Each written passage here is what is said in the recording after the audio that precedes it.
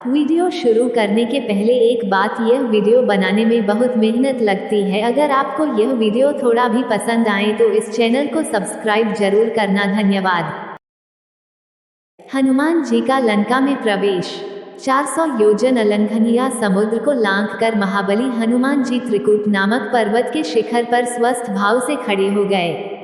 कपिश्रेष्ठ ने वहां सरल चीड़ कनेर, खिले हुए खजूर, प्रियाल चिरौंजी मुचुलिंद जम्बीरी नींबू कुट्स केतक केवड़े सुगंधपूर्ण प्रियंगु पिप्पली नीप कदम या अशोक छितवन असन कोविदार तथा खिले हुए करवीर भी देखे।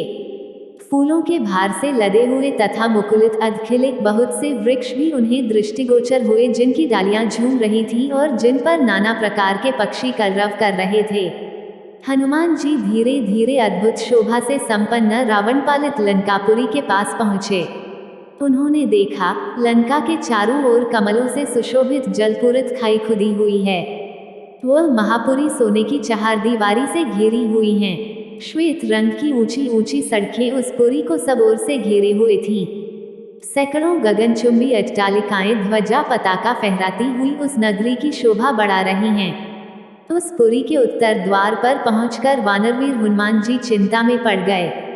लंकापुरी भयानक राक्षसों से उसी प्रकार भरी हुई थी जैसे कि पाताल की भोगवतीपुरी नागों से भरी रहती है।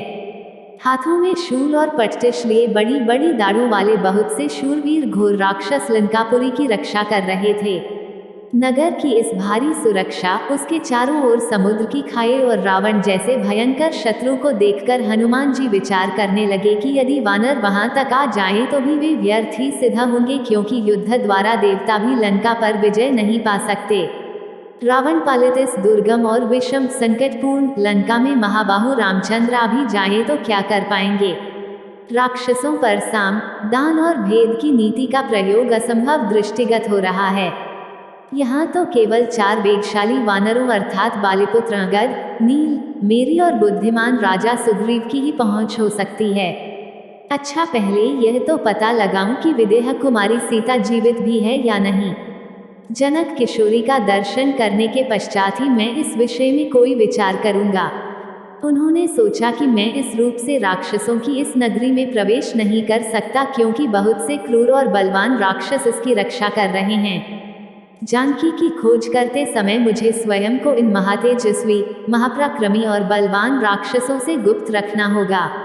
अतः मुझे रात्रि के समय ही नगर में प्रवेश करना चाहिए और सीता का अन्वेषण का यह समयोचित कार्य करने के लिए ऐसे रूप का आश्रय लेना चाहिए जो आंख से देखा न जा सके।